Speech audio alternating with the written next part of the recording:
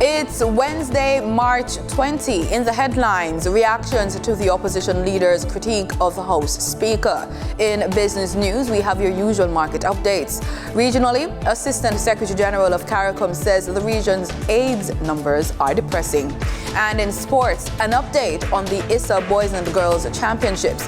This is the news on PBC Jamaica. I'm Simone Absalom Gale.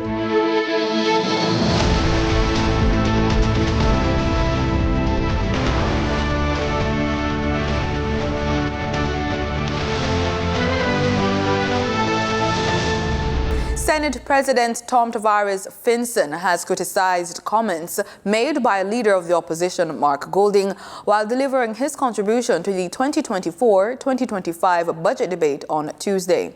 When the former Speaker was forced to resign as a result of an Integrity Commission investigation, the move to replace her with the wife of the Prime Minister, so that the head of Parliament is now the spouse of the head of government, really does not sit well with the tradition that the Speaker must act independently of the government of the day. The Speaker is intended to be independent and must act independently of the government today. That is the tradition. That is the tradition. The failure. Senator Tarez Finson described Mr. Golding's comment in a statement to the media as an attack on the Speaker of the House, quote, in the person of the Prime Minister's wife, Juliet Holness, who was nominated unopposed and supported by the opposition in her ascension to the role of Speaker, end quote. Members of the governing Jamaica Labour Party staged a walkout due to Mr. Golding's comment, effectively ending, for the first time in Jamaica's independent parliamentary history, the opposition's contribution to the national budget debate. Despite the government's move, Mr. Golding continued his speech outside of Gordon House. Senator Tom Tarez Finson says in his statement that Mr. Golding's actions were done to score political points. He furthered that Mr. Golding's words were, quote, in breach of every Commonwealth convention governing the office of the Speaker and does not align with the spirit of supporting our women when, on their own merit, they rise to positions of consequence in society, end quote. Leader of the opposition, Mark Golding, says the government's decision to stage a walkout of a meeting of the lower house is proof of his rhetoric. He addressed the matter at a press conference at the office of the opposition. The Prime Minister, who in an emotional fit stood up and walked out and precipitated the situation which brought the proceedings to an end, really himself reinforced the validity of the point I was making, that there needs to be proper independence between the Speaker and the government. And by virtue of them being spouses, there is none. That was the point I was making. And her conduct, Mrs. Holness's conduct, has given rise to concerns by not tabling the reports of the Auditor General on a timely basis as they arrive. There are reports which have been, I'm told, reached Parliament from January, which have been 2 Auditor General performance audit reports have not been taken. Generation 2000, G2K, the young professional affiliate of Jamaica Labour Party, says it, quote, strongly condemns Mark Golding's hypocritical attack on the Speaker of the House, Mrs. Juliet Holness. The incident took place during the sitting of the House of Parliament on March 19, 2024, end quote. G2K made its opinion known in a statement to the media Wednesday morning. They have described the move as hypocritical based on, quote, the fact that the PMP supported Mrs. Holness's ascension to the Speaker of the House on September 26, 2023, end quote.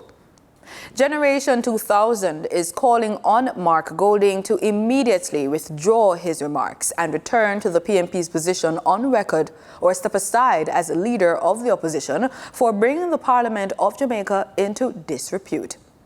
The Education Ministry will be prioritizing early childhood learning following the findings of the recently released 2022 Jamaica Multiple Indicator Cluster Survey. The announcement was made by Education Minister Favour Williams. More in this report from Danita Rodney. The 2022 report revealed that while there are significant advances, with 94% of children aged 2 to 4 being developmentally on track and 99% completing primary school, important challenges remain, such as students aged 7 to 14 performing in numeracy and reading at a level that is worrying. In light of this, Minister Williams says emphasis must be placed on those who have just matriculated out of the early childhood system. I can see where our focus needs to be concentrated. And the 7 to 9-year-olds, they've just come into primary schools from infant schools or basic schools, and it says that there's quite a bit of strengthening there. But as we look across the ages, we see improvement, and so it should be in foundational reading skills as well. Yes, we're not at that level, but by the time the child is 14, it's showing that 81% of them have foundational reading skills. Obviously, we want it to be better than that, but again, it's pointing out to redouble our effort in the early childhood sector, especially before they get to primary school. The MICS report also revealed that mothers educated to the post-secondary level were seeing their children perform better, a note that the minister says must be prioritized. That is something that stood out for me in the report. It's important for us to get all of our children through secondary school and into some higher level of learning, because that will impact the next generation of children. MICS was carried out by the Planning Institute of Jamaica in collaboration with the United Nations Children's Fund, the Inter-American Development Bank, and the Statistical Institute of Jamaica as part of the global MICS program to support Jamaica's developmental goals. Reporting for the news on PBCJ, I'm Danita Rodney. Members of the public will soon be able to access an e-ticketing system of the company's Office of Jamaica. The feature is set to be launched on March 25, and it's aimed at enhancing convenience and efficiency for customers requiring flexibility and experiencing time constraints in conducting their business. According to a media release, customers will be able to access the platform via jamaica.com/$queues from 8:30 a.m. to 3 p.m. daily. Upon registration, customers will receive a virtual ticket and will be able to see their position in the queue, as well as being notified via SMS messages when their ticket number is called, and again once the transaction is completed. The office further announced a special one-day Saturday opening on March 23 from 9 a.m. to 2 p.m., which will be by appointment only. It will offer customers an opportunity to register, renew, or close their business names, as well as file annual returns and other company documents. Customers wishing to make a request for an appointment must send an email to the office by 4 p.m. on Thursday, March 21. Time now for the Business Report with Denise Williams.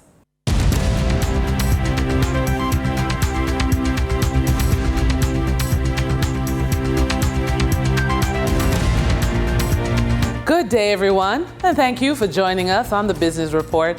I'm Denise Williams, your guide through the latest happenings in the world of business. Jamaican agricultural conglomerate Jamaica Broilers Group has sold its American hatchery assets for US $23 million. Jamaica Broilers witnessed modest growth in the January 2024 quarter as both its local and American operations recorded an 8% growth. As a result, Jamaica Broilers produced a net profit attributable to shareholders of 1.3 billion Jamaican dollars. The company has entered into an agreement with an unnamed company to sell the hatchery assets located in Iowa. These assets were previously purchased in March 2016 from Whelp Incorporated and were held through the Jamaica Broilers subsidiary, International Poultry Breeders Hatcheries Incorporated. Two notable Jamaican figures have joined corporate boards.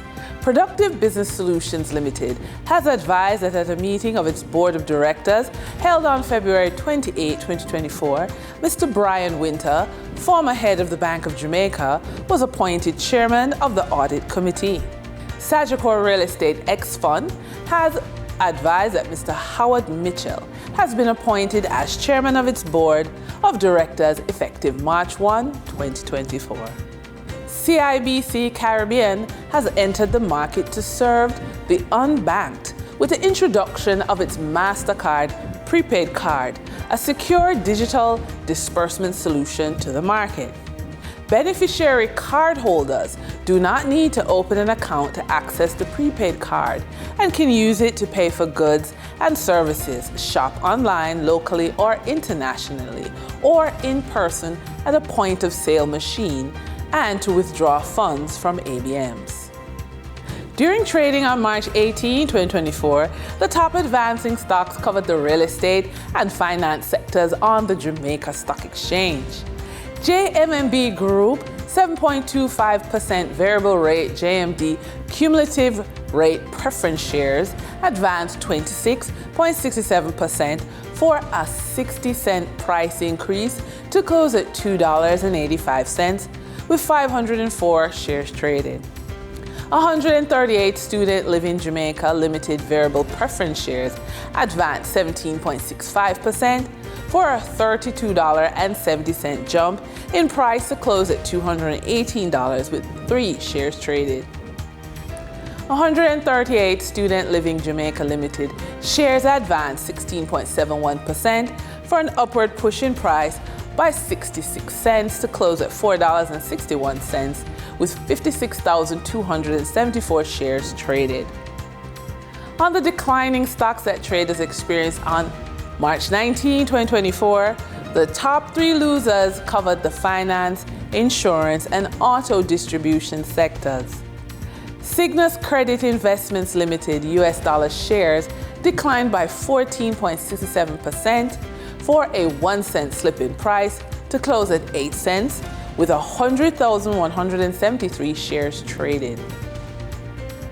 Key Insurance Company Limited declined by 9.6% for a 24-cent price drop to close at $2.26 with 46,645 shares traded. Jetcon Corporation Limited declined by 9.57% for a 9-cent price slide to close at 85 cents with 11,282 shares traded. Over on the Twin Island Republic of Trinidad and Tobago Stock Exchange, trading on March 19, 2024, registered a volume of 296,081 shares, crossing the floor of the exchange valued at TT $7,127,121.85.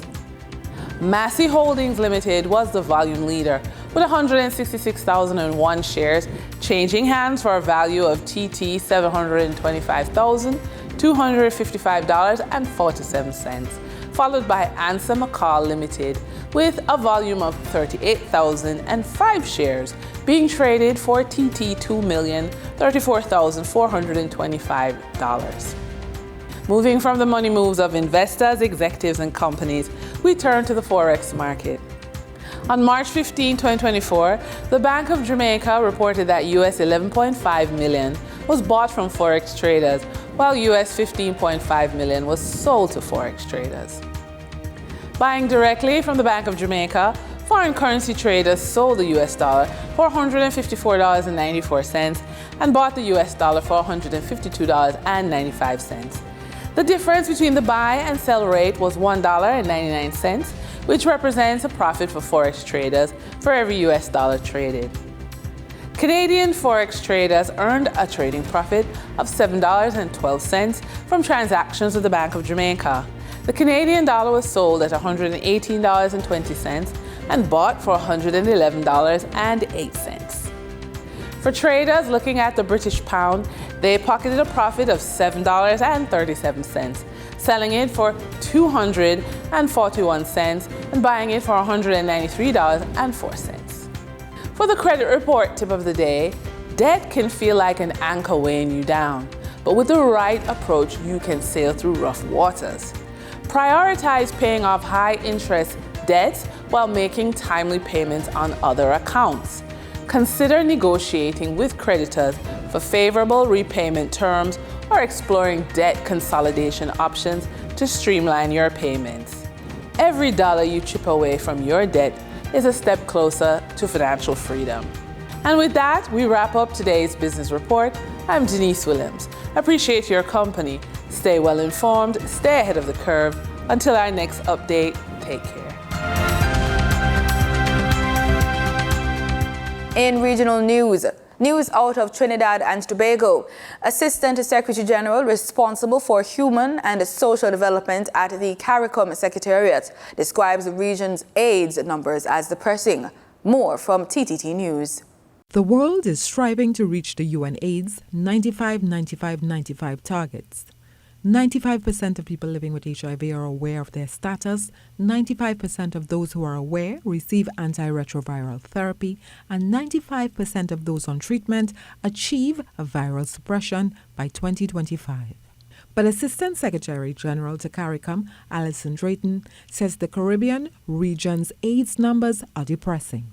And I love it when the Caribbean leads, but I would really prefer that we not be leading on the second highest rates of HIV/AIDS infections. Still, we're second only to sub-Saharan Africa, and the second highest amount of adolescent pregnancies. But Minister of Health Terence Dialsing says this country's numbers are better than most of the regions.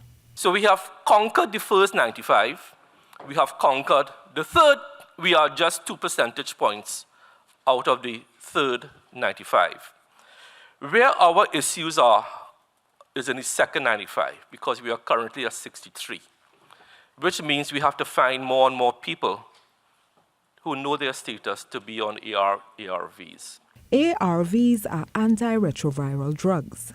Minister Dialsing called on participants at the Regional AIDS Conference to work toward finding a remedy for the disease. I am challenging PANCAP this morning by the collective IQ and expertise and will and compassion and integrity that floods this room to find a way to get onto the bandwagon of CRISPR gene editing to find a cure. The Ministry of Health estimates that there are between 10,000 to 11,000 persons living with HIV/AIDS in Trinidad and Tobago. Terry-Ann Brown-Campbell, TTT News. Barbados' Prime Minister Mia Mottley has given the assurance government will assist all people with disabilities. She was responding to a letter read by the opposition leader as he began his response to the budget. The Prime Minister had announced that from October, the categories of people with disabilities that could access non-contributory old age pensions would be expanded to include people with cerebral palsy, advanced multiple sclerosis, and autism. There is no mention of Down syndrome here. These children and adults are also in the special needs section, and they're forgotten. Disability is disability, and we need to be included in whatever is being shared out, not left out. We intend to come out in force to have our children recognized.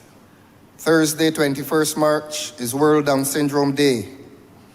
So receiving this news today, Tuesday, 19th of March, is not good news. Our children need to be included. On a point of elucidation, and I thank the Leader of the Opposition for raising it. In fact, before he spoke, the Honourable Member for St. James North, who chaired the Disabilities Commission, raised the issue with me, and we agreed that in my wrap-up tomorrow night, I will speak because, as you know, under the for the record, but I say to you that it is government's intention to reach all those who are disabled. Prime Minister Philip J. Pierre has outlined St. Lucia's progressive approach to cannabis, including the legalization of small-scale private use and the expungement of related convictions. The Prime Minister emphasized the nation's commitment to exploring the medicinal and export potential of cannabis, with a vision to enhance its utilization significantly. St. Lucia's government has taken groundbreaking steps in addressing cannabis issues, establishing a commission in 2019 to review laws and regulations concerning cannabis. Currently, the country is in the process of refining its regulatory framework for cannabis, with a draft cannabis bill in development. We not only legalize the use of small quantities of cannabis in private, we also expunged from the record anyone who is convicted of offenses as related to cannabis, small quantities of cannabis. We have also allowed everybody to grow. Everyone can grow for their own private use. It's important, the private use, a few trees. The Prime Minister is exploring opportunities to advance cannabis for medicinal and export purposes through the Cannabis Commission involving representatives from the Ministry of Commerce and Ministry of Health. The goal is to elevate the status of cannabis and expand its potential. The trafficking of cannabis is still an offense on the books of St. Lucia, and the use of cannabis in public is still an offense. But we've liberalized some of the private use. We've liberalized the planting of trees, I think it's 4 trees for your own private use. But so what we want to do is take it to the other level. And who knows, it might lead to the full liberalization of cannabis. The collaborative St. Lucia Cannabis Task Force, which includes regulators from St. Vincent and the Grenadines, Barbados, and Jamaica, will be instrumental in shaping regional cannabis policies. Honorable Philip J. Pierre emphasized the importance of regional cooperation in this effort. The upcoming Caribbean Cannabis Symposium this month will facilitate collective discussions on cannabis. As part of the symposium, the police have been invited. We anticipate that there will, because our framework is that of a public health approach, you will have the necessary public education.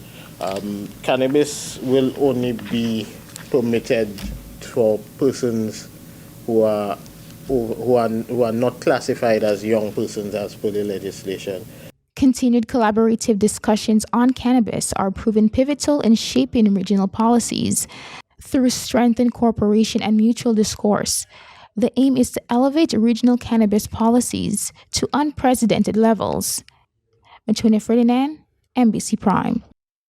In sports, Edwin Allen High School's Class 2 athletes Thiana Lee Terrelong excited the crowd after her 100-meter preliminary round run at the first day of the Issa Grace Kennedy Boys and the Girls Athletics Championships.